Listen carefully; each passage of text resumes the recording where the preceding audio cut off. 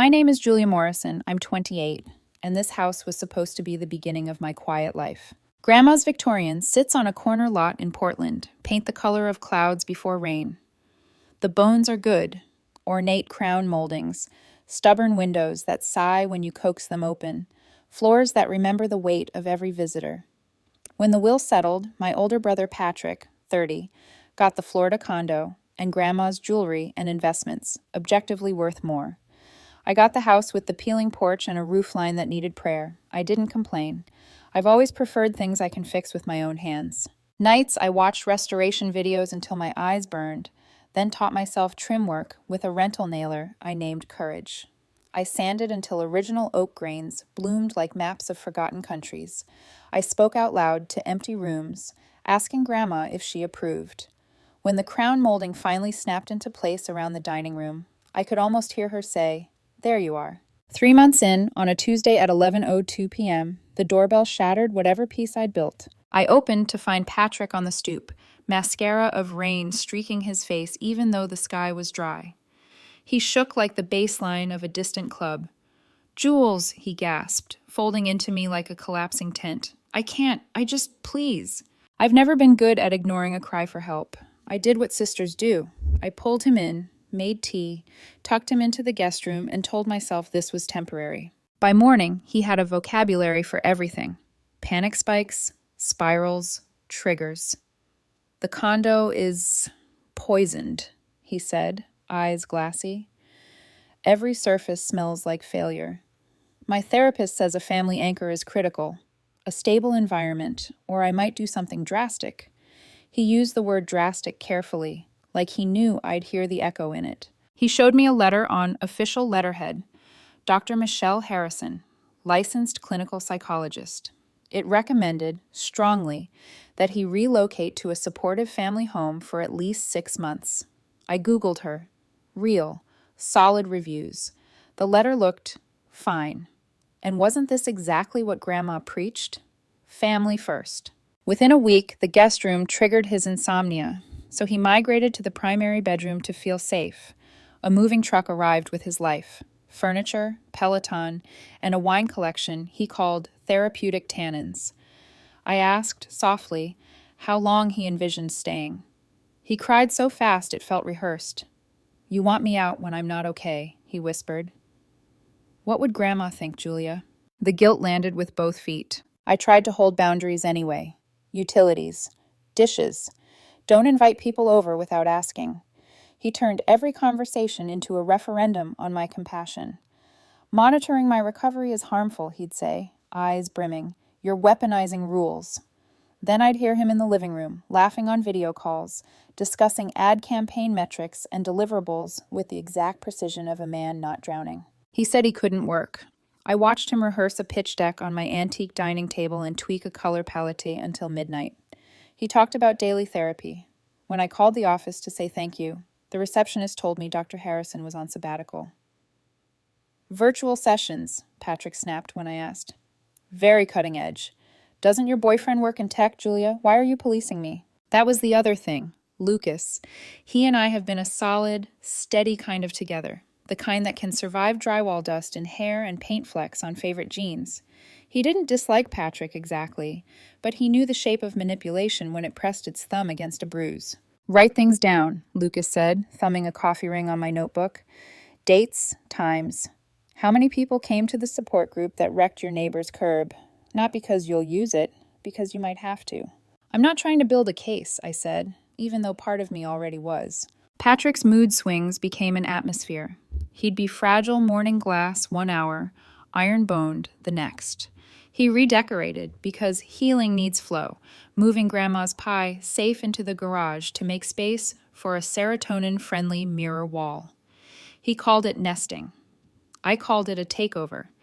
When I asked if he could hold off on ordering a velvet sectional I didn't want and couldn't afford, he tilted his head, pitying. "It's sad you're so attached to the past. Progress scares you, doesn't it?" He started receiving mail here, then packages, then a sleek change of address confirmation. My house began to refer to him by name. Threaded through all of this was a quiet drumbeat I tried not to hear. Sabrina, Lucas's ex. She runs a mid-tier blog that feeds on righteous outrage.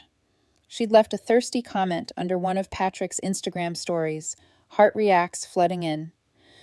"What you're doing, prioritizing mental health, is so brave," she wrote. "If anyone gives you trouble, tell your story." Nothing explicit, just enough to tell me where a storm might come from if one day a match found oxygen. 2 weeks after he arrived, I came home early and heard my own house speaking a language it wasn't built for. 12 different voices, Bluetooth speakers, liquor clinking like ice in a shaker. The neighbor counted 15 cars. When I asked about the support meeting, Patrick's eyes shone with immediate pain. "I can't control when people show up to comfort me." He clutched his chest. "Do you want me to relapse? Is control more important to you than my life?" Control, relapse, drastic. He knew the words that make decent people fold. That night, Lucas stayed. We lay on the floor under the newly finished crown molding, whispering like kids at a sleepover, because whispering felt safer, even though I didn't know why. "I hate this," I said. "I hate that every time I say no, I become cruel." "You become clear," he corrected. "Cruel is what someone calls you when clarity costs them something." I wanted to believe him, but I've spent a lifetime being the easy one, the soft one, the one who absorbs. It's a family sport. Patrick performs. I applaud. Grandma used to tell me, "Julia's the glue." Glue is useful. Glue also keeps broken things in place. The next morning, a cousin sent me a link. "Hey, random," she wrote. "Oregon's wild. Did you know it's one-party consent for recordings?" The article was about a celebrity scandal, not us, but each sentence unfurled like a rope ladder out of a dark well. One party, consent, legal. I set my coffee down. My hands didn't tremble. For the first time in weeks, something inside me didn't either. In the kitchen, Patrick blitzed kale and shame into a green smoothie, humming like he'd invented recovery. I walked in, phone in my robe pocket, heart steady. "Patrick," I said, and heard how calm I sounded. "We need to talk about never turning my home into a party again."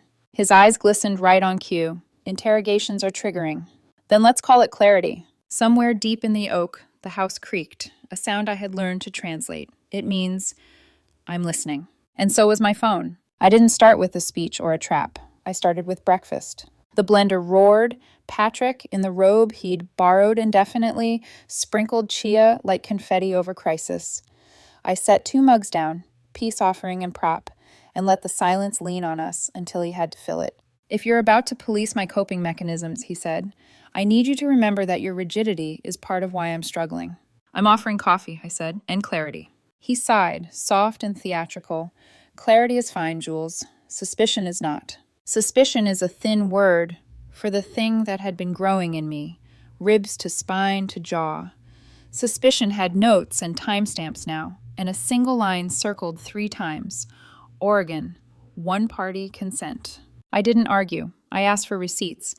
"If you're going to be here 6 months, we should set a plan. Utilities, groceries.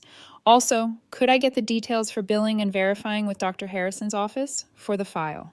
He stared, just a fraction too long, and I watched the math happen behind his eyes. How fast could he pivot? How hard could he guilt? "Wow," he said, wet laughing. "Weaponizing paperwork. I love that for us." "I love that for us too," I said evenly, and took a sip of coffee to hide the sound of my phone beginning to record. Later, when he announced he had a remote session, I pretended to leave for the hardware store, circled the block, and slipped in through the basement door. The house has vents that carry voices like gossip. If you sit on the old cedar chest and breathe shallow, you can hear the living room like a radio. "No, he buys it." Patrick's voice floated down, bright with a confidence I hadn't heard since the will reading. "It's perfect. Grandma's sainted granddaughter, whatever. Give it 3, maybe 4 months, and residency's a done deal." A woman laughed through the speaker. Jennifer, his best friend from college. I knew the cadence, the curl of condescension around every vowel. "And the letters? If he checks?" "Photoshop in a favor," Patrick said, and the casual pride in those words would later make Prosecutor Lisa close her eyes for a second before asking the next question. "She's a real therapist, just not my therapist. If anyone calls? Confidentiality, magic word." "Patrick," Jennifer said, feigning concern like it was perfume, "what if this goes sideways?" "It can't. A beat. Then he corrected himself with a smirk I could hear. She is the compassionate one. And if she pushes? Disability discrimination. The press loves a villain, and Julia's got that nonprofit job with a halo over it. One post and her board will glow in the dark. Below the floor, my hands went cold. In the dank cedar air, I had a brief, vivid hallucination of Grandma sitting beside me, her cardigan smelling like ivory soap, her hand finding mine. Record, darling. I recorded 23 minutes. 23 minutes of my brother spelunking down a well of his own cruelty and decorating the walls. He talked about therapeutic renovations and a paper trail of hostility he was curating out of my texts about dishes and noise. He referenced adverse possession like a masterclass. He even mocked the exact tone of my voice when I asked for boundaries. Soft, careful, as if gentleness itself were a weakness to exploit. When the call clicked off, the house exhaled. I stayed on the chest until I could stand without shaking. Then I sent the file to 3 places: my email, a backup drive, and Lucas. He called within 90 seconds. "Jules," he said, and the word wasn't a question. It was a tether. "I need a lawyer," I answered. We found Robert Chong by way of a colleague at the nonprofit who'd survived a nightmare tenant. His office smelled like eucalyptus and printer ink, and his handshake was the exact firmness of a person who has walked other people out of burning buildings. I handed him the recordings, my notes, the letterhead copy, the email confirming Dr. Harrison's sabbatical. He listened without interrupting. When the 23 minutes ended, he didn't look surprised. He looked sad. Then he became precise. "This is not a roommate dispute," he said. "This is fraud. Multiple counts. The forged medical documentation crosses into identity theft. We're going to loop in a detective I trust, Thomas Anderson, and we're going to let your brother keep talking." "Let him stay?" The words tasted like metal. "For a minute," Robert said. "You've already done the hardest part. You controlled your reactions. If we move prematurely, he mounts the exact narrative he's rehearsed. If we let him dig another foot, there won't be a ladder out." Detective Anderson arrived with a legal pad and the calm of a math teacher. He asked me to walk him through the chronology like I was laying tile, straight, even, no bubbles under the surface. When I finished, he tapped the pad. "We'll want corroboration. He's already obliging you. Keep recording. Save everything you can. Texts, emails, invoices from those contractors he's inviting. Don't push, just collect. The goal is that when we knock, he's still holding a shovel." I slept for the first time in weeks that night. 2 full hours, then 3. I woke to the hum of a contractor's laser level and the tinny sound of Patrick's voice giving strangers a tour of rooms he did not own. He called it a healing layout consult. I called Robert. "Good," Robert said. "Ask him, gently, to put any proposed changes in writing. Tell him you're excited to align with his care plan. Then send me what he sends you." The masks we wear to survive are sometimes the truest thing about us. I put on mine, dutiful, devout to process, and asked Patrick, in a tone I'd perfected over a lifetime of attending his performances, to email me his trauma-informed renovation priorities. He lit up. "Thank you for finally understanding." Within the hour, he'd sent a bullet point list. New primary bath because rainfall showers regulate cortisol, tear down of the pantry for light flow, and removing the antique pocket doors because open floor plans are less claustrophobic. He attached estimates with a contractor who signs emails, "Namaste." I forwarded everything to Robert. Detective Anderson texted back one line, "Perfect. Keep going." The house, insulted by talk of pocket doors going to slaughter, responded that night by sticking one of them halfway open. It groaned there, a mouth caught mid-protest. I palmed its brass edge and whispered, "Not on my watch." At dinner, Patrick floated his next move. Family, witnesses, narrative. "I'm thinking we invite the cousins Thursday," he said, casual. "Make it a healing circle. Since you've been cool, I'd like witnesses to our unity." Unity. In my stomach, a small clock started counting down. Lucas squeezed my knee under the table. On his phone, turned away from Patrick, Sabrina's blog glowed. A new post, "When family uses boundaries to abandon mental health." Not about us. Not yet. Her prose had the clean, serrated edge of a knife made to slice fruit and occasionally other things. If Patrick wanted a megaphone, she'd lend hers in a heartbeat. I saw the pipeline clearly now. Staged dinner, pious monologue, a refusal engineered from me, then the post, then the mob. Cousins would love a dinner, I said, injecting my voice with helium. Let's do it. I laid ground rules that sounded like hospitality. I made braised short ribs and the roasted carrots Grandma taught me to caramelize with a pinch of brown sugar and cumin. I set the table with the blue willow plates that belonged to women who wore aprons like armor, and before the first knock on the door, I tapped my phone, slid it safe side down under the runner, and let the house listen. The cousins came bright and noisy. Patrick gave a toast that belonged on a stage, sincere, trembling, open-handed. He thanked me for holding space, apologized for being difficult in dysregulation, and then delivered the pitch. Because this home is now part of my recovery, he said, voice wobbling perfectly. I wondered if we could make that permanent. Co-ownership, a testament to family. Glances pinged like marbles across the table. Michael cleared his throat. Didn't you get the Florida place, Pat? Patrick's expression flickered, just enough to show the wire and gears beneath. Then the tears. The condo isn't home, he said. This is ancestral. My therapist has been very clear about maintaining a stable environment. Let's talk privately later, I said, light as meringue. Why? He challenged, head tilting, reading the room. Are you ashamed to share Grandma's legacy with your mentally ill brother? Silence sat down hard. Sarah shifted in her chair. James, Julia, has been generous. He inhaled, measured, a swimmer about to dive into the next lap of manipulation. If this stings your ego, Jules, I get that, but sometimes love asks us to. To be clear, I interrupted gently and poured him more water. I'm so glad you're safe here for now. A tiny muscle in his cheek jumped. Later in the kitchen, I heard him call Jennifer and purr like a cat with cream. She won't play the villain in front of family. It's working. Give me a few more weeks. I can frame this as emotional abuse, resistant to my care plan, undermining my recovery. She'll beg to sign something just to make it stop.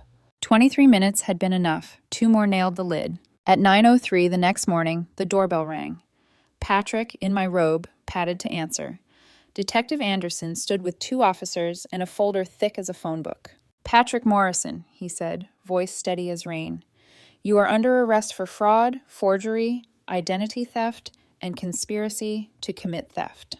Patrick's face performed every stage note he'd ever loved. Shock, woundedness, rage, collapse. Julia, he cried, turning to me, like a child who'd found the teacher after a playground fight. Tell them about my condition. I did, I said, and placed the neatly labeled flash drive on the hall table beside Grandma's bowl of keys. In your own words. He looked at the officers, at me, at the house. The pocket door groaned again, as if even the wood had an opinion. When they led him down the steps, the morning light made everything look newer than it was. Ms. Morrison, Detective Anderson said quietly before he followed, we'll be in touch. I nodded. Lucas threaded his fingers through mine, anchoring me to a floor that had carried our weight and now felt lighter. Down the block, a neighbor's wind chimes found a harmony I hadn't heard in weeks. The house listened to itself breathe. The quiet after an arrest feels different. It isn't peace, it's static, like the house itself doesn't quite believe the storm has passed. The morning after Patrick was taken away, I made tea in silence. The kettle whistled, echoing off clean countertops that suddenly looked too big. Every corner still smelled faintly of his citrus cologne and manipulation. Lucas sat at the table, scrolling through his phone. They processed him, he said.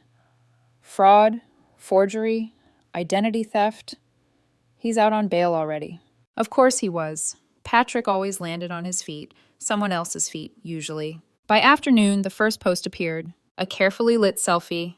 Patrick, puffy-eyed but saintly. The caption read, When your own sister weaponizes your mental health to punish you. I was arrested for trying to heal. The hashtags came like flies. Hashtag mental health matters. Family. Abuse. Justice for Patrick. Within hours, his narrative spread like spilled wine, dark, staining, impossible to clean fast enough. Then came the repost. Sabrina, Lucas's ex, the self-appointed oracle of empathy, shared his post with a caption. This is why so many men don't talk about mental illness, because even family can betray them. Her blog doubled down that evening. Toxic sisterhood, when care turns to control. No names, but the timeline matched mine perfectly. Lucas found me pacing the living room. "Jules," he said, "don't look at it." But how do you not look at a fire that's burning your own roof? The next 48 hours were hell. Hundreds of strangers called me heartless, controlling, cruel. 3 people from my nonprofit job messaged me, asking if I needed to clarify the situation. I almost quit on the spot just to stop feeling exposed. Robert called before I could spiral too far. "Let him play," he said. "Every lie he tells publicly becomes another thread for us to pull. The truth doesn't need to shout. It just needs to exist." I wanted to believe that, but belief is fragile when your name is trending beside words like abuser. On the 3rd day, Patrick decided to stage a comeback. He arrived with a moving truck and 3 friends, each with a phone recording. I saw him through the new security cameras Detective Anderson had insisted on. Patrick smiled like a martyr, waving to the lens. "Look," he said loudly, "she changed the locks. Can you believe this? This is harassment of a patient." Officer Anderson arrived 10 minutes later, calm, polite, professional. "Mr. Morrison," he said, holding up a paper, "you are in violation of a restraining order." Patrick angled his camera toward him, voice trembling for the audience. "This is how America treats mental health survivors." The officer didn't flinch. He lifted the paper higher, right into the lens. "For the record, Mr. Morrison has been charged with multiple counts of fraud and forgery related to falsified medical documents." The comments flipped within minutes. The live chat that had been full of sympathy turned venomous. "Wait, he forged stuff? He scammed his sister?" Sabrina quietly deleted her post before midnight. Robert texted me 3 words. He dug deep enough. The arraignment was a week later. The courtroom smelled like dust and consequence. Patrick wore the same gray suit he'd used for every milestone. Graduation, Grandma's funeral, the will reading. He looked smaller in it now, the fabric hanging wrong, like even the suit wanted to distance itself. Prosecutor Lisa Chen stood poised, her tone surgical. She outlined the scheme. Forged therapy documents, identity theft, recorded confessions. The evidence played on a screen. Patrick's own voice, crisp and damning. "Good guys finish last," he said in that smug drawl that used to charm teachers and clients. I watched him flinch when he heard it too. Lisa didn't smile. "Your Honor, this was not a misunderstanding of mental illness. This was the weaponization of compassion for personal gain." His defense attorney scrambled, claiming emotional distress and delusional justification. But then Dr. Harrison herself appeared, calm as winter glass. She confirmed she'd never treated Patrick, never issued those letters, and that her license had been misused. Identity theft, fraud, premeditation. Every word dropped like a brick. Patrick stared straight ahead, jaw tight. When the judge called for a recess, he turned and caught my eye for the first time since the arrest. "I loved you, Jules," he said under his breath, a whisper meant to wound. "You destroyed family for a house." I didn't look away. "No," I said quietly. "You destroyed family for ownership." The hearing stretched into the afternoon. Patrick's lawyer asked for leniency. Lisa countered with evidence so airtight it suffocated excuses. Finally, Judge William Torres leaned forward. "Mr. Morrison," he said, "I've reviewed your actions. You forged, defrauded, manipulated, and broadcast lies. This court sees not remorse, but strategy." He rapped his gavel once, decisive. "Bail maintained, trial date set. Recommendation for full psychiatric evaluation and restitution assessment." When it ended, I walked out of the courtroom feeling 10 pounds lighter and 20 years older. Outside, reporters waited. Microphones like bayonets. One asked, "Julia, do you feel guilty about turning in your own brother?" I thought about Grandma's voice, about the walls of her house whispering, "Protect me." Then I said, "Sometimes loyalty means not looking away from the truth." That night, I returned home to find the porch lights humming softly. Lucas sat on the steps with takeout boxes and tired eyes. "You did it," he said as I sat beside him. "No," I whispered. "The truth did." He smiled, slow. "That's the difference, Jules. You fight to protect things that matter. He fought to own them." I looked at the house, its windows warm again, the ghosts finally quiet. "Maybe now," I said, "it can start healing too. Inside, the air smelled like dust and lemon oil, like renovation waiting to happen. And for the first time in months, I left the door open behind me without fear of who might walk through it. Justice doesn't arrive all at once. It seeps in, quietly, like sunlight through dusty curtains. Weeks passed between hearings. The internet noise dulled from a roar to a low hum. The world always moves on, especially when the truth is less entertaining than the lie. Still, there were scars. I lost a few friends who didn't wait for facts. Donations to Patrick's recovery fund vanished when GoFundMe froze the account, but the betrayal lingered longer than the posts. Lucas stayed, steady, infuriatingly calm when I couldn't be. "You don't rebuild by shouting at ghosts," he said one night as I scrolled hate comments. "You rebuild by living." He was right, but it was easier said than done. Then came sentencing day. The courtroom was colder this time. Patrick looked thinner, his smugness melted into exhaustion. He'd pleaded guilty to avoid trial. On Robert's advice, it was the best way to ensure closure. Lisa Chen stood again, composed as ever, reading the plea deal. 18 months probation, 500 hours of community service, specifically at certified mental health facilities, $50,000 in restitution, and mandatory therapy monitored by the court. No jail time, but humiliation enough to last a lifetime. Patrick nodded along as the terms were read, pretending contrition. When the judge asked if he had anything to say, he clasped his hands dramatically. "I just hope," he said softly, "that my sister can forgive me. We've both suffered." Lisa's reply was surgical. "Suffering, Your Honor, is not an excuse for exploitation." Judge Torres glanced down his glasses. "Ms. Chen is correct. Mr. Morrison, this court will not confuse manipulation for illness. Sentence accepted." The gavel cracked. The sound felt like thunder breaking glass. Outside, the air tasted like rain and renewal. Robert shook my hand. "It's over," he said simply. "Is it?" I asked. "Or is this just another pause?" He smiled. "That's for you to decide." The months that followed were quiet in the best way. I threw myself into restoring the house, Grandma's house, finally mine in more than name. Every wall Patrick had touched, I scrubbed clean. The master bedroom he'd claimed became my office. The living room reverted to Grandma's layout, but warmer, freer. Every nail I drove felt like reclaiming oxygen. Lucas helped after work, even though he swore he hated manual labor. We laughed about it sometimes. I'd smear paint on his cheek just to see him roll his eyes. There were evenings when the house smelled of fresh cedar and roasted garlic, and I'd almost forget there had ever been chaos. One day, a local magazine reached out. They'd seen my renovation posts online. The article that followed, Reclaiming Space, a Victorian restoration story, never mentioned Patrick, but it talked about boundaries, healing, and what it means to protect your peace. 3 clients contacted me afterward asking if I'd help restore their old homes. That's how Morrison Historic Homes was born. Yes, I kept the name.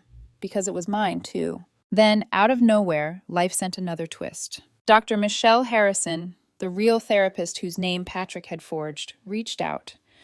"I read about the case," she said over coffee, "and I thought you should know something." She told me that years ago Patrick had actually been her patient, for just a few sessions.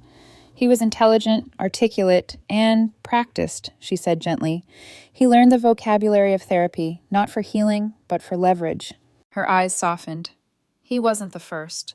Some people study empathy like a weapon. You can't cure that, but you can recognize it next time." Before leaving, she handed me a thin booklet, a training module she'd written. Inside, she'd anonymized Patrick's case to teach new therapists about the misuse of mental health language. "That," she said, "is how we make something ugly serve a purpose." Her words followed me home. One evening, Lucas found me painting the last bit of crown molding, humming to myself. "Looks different," he said. "It feels different," I replied. "The house isn't heavy anymore." He smiled, leaning against the doorway. "So, when's the first client meeting for Morrison Historic Homes?" "Tomorrow," I said proudly. "A young couple who just bought a Florida condo." I paused, smirking. "You'll never guess where." When I stepped into that condo a month later, I knew immediately it was Patrick's old one. The couple, sweet and optimistic, told me they'd bought it from a motivated seller who left the country suddenly. They wanted warmth and character, the very things Patrick never understood. As I measured the walls, I couldn't help but feel a strange, full-circle calm. I wasn't there for revenge. I was there to finish the story. That night, back in Portland, I sat on the porch and watched the streetlights flicker. The house creaked, that familiar language only I could hear. I whispered, "We did it, Grandma." Lucas joined me with 2 mugs of cocoa. "You really think the house is alive?" he teased. I smiled. Maybe, or maybe it's just me, finally breathing right. For a long moment, we just sat there. No words, no ghosts, just home. 6 months later, I stopped calling it Grandma's house. It's my house now, though I like to think she'd be proud of how I've filled it. Not with antiques or wealth, but with people who know what it means to show up and stay. By spring, the Victorian had become something of a landmark. The Architectural Digest feature titled it Resilience Restored. I read the article 3 times before I could believe they meant me, the quiet girl who used to think glue was her only purpose. 12 projects later, Morrison Historic Homes was thriving. I'd hired 2 part-timers. Tyler, a 60-something carpenter who hums old soul music while he works, and Jennifer, no, not that Jennifer, an architecture grad fresh out of school with more passion than sleep. Together we brought forgotten houses back to life. Each restoration felt symbolic. Another broken thing rebuilt honestly this time. Then one morning, I received an email that made me freeze. Subject line, Inquiry, Florida Condo Redesign. I clicked it, half smiling at the irony. The sender's address, patricksoldcondo@gmail.com. It wasn't from him, of course. The new owners wrote, "We recently purchased a condo from a seller who left the U.S. suddenly. We'd like to redesign it to feel more like a home, something that holds history instead of hiding it." I accepted, not out of spite, out of peace. When I stepped into that familiar condo weeks later, it felt hollow, a space built for display, not living. We tore down the sterile walls, replaced them with warmth, textured fabrics, handmade wood, colors that breathed. It became what Patrick's heart had never allowed it to be, human. I left a tiny brass plaque hidden inside one cabinet frame that read, "Honesty restores more than walls." Back in Portland, life settled into a rhythm that finally made sense. Sunday dinners became tradition again, not with extended family, but with the ones who'd stood by me through the wreckage. Lucas, Tyler, Jennifer, cousin Sarah, and sometimes even Robert and Detective Anderson. We laughed in the same dining room that once hosted manipulation and fear. Now it was filled with roasted garlic, cheap wine, and safety. One night, Sarah looked around and said, "Feels like the house forgave us." I smiled. Maybe it just needed someone to listen. Grandma's portrait hangs by the entryway. She looks content, almost amused, like she always knew the house would choose its caretaker eventually. A few weeks later, another familiar name appeared, Dr. Charles Kim, director of a mental health housing program. He'd read about my story and renovation work and wanted to collaborate. "We help people genuinely recovering from crisis," he explained. "Somewhere stable, temporary, and safe. You'd be perfect for design consulting." That's when the idea hit me like morning light through stained glass. The basement. It had sat empty since Patrick's arrest. Clean, quiet, and waiting. "What if," I said, "we turned it into a transitional unit? A real sanctuary for someone rebuilding their life?" Dr. Kim's face lit up. Exactly what I was hoping you'd say. We drew up plans that week. Lucas volunteered on weekends. The transformation felt poetic. The same space where I once hid to record deception, now reborn as a refuge for truth. A month later, Dr. Kim toured the finished unit. Soft lights, calming blue walls, shelves stacked with donated books and cozy blankets. He looked around and smiled. "You understand healing better than most," he said. I nodded. Maybe because I've seen what pretending to heal looks like. We decided the first resident would move in by fall. Someone real, someone trying. Occasionally, curiosity gets the better of me, and I search Patrick's name. The last time, his LinkedIn popped up. Senior strategic consultant, mental health advocate, survivor. I didn't laugh. I didn't cry either. I just closed the tab. People who live on lies often build their next home out of denial. But me? I learned to build out of truth. On the house's anniversary, I hosted one last dinner before opening the basement unit. The candles flickered like tiny storytellers. Lucas raised a toast. "To Julia," he said, eyes glinting. "To the woman who turned trauma into architecture." Everyone laughed. But I felt that phrase settle deep inside me.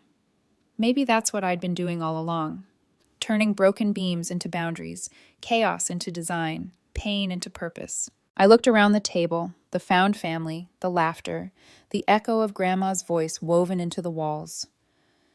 This house, I said quietly, survived her, and me, and him, and somehow it's still standing. Lucas leaned closer. Because so are you. The room went still, warm, alive. Outside, the wind moved through the maple trees, whispering the same truth that's carried me through every restoration, every betrayal, every rebuild. Sometimes the greatest act of family loyalty is refusing to enable family dysfunction. I smiled, let the words rest, and looked at the house that had finally found peace. The floors no longer creaked in warning. They sighed, content. Tomorrow, someone new would move into the basement, someone ready to heal for real. And as I turned out the lights, I whispered to the empty hallway, "Welcome home."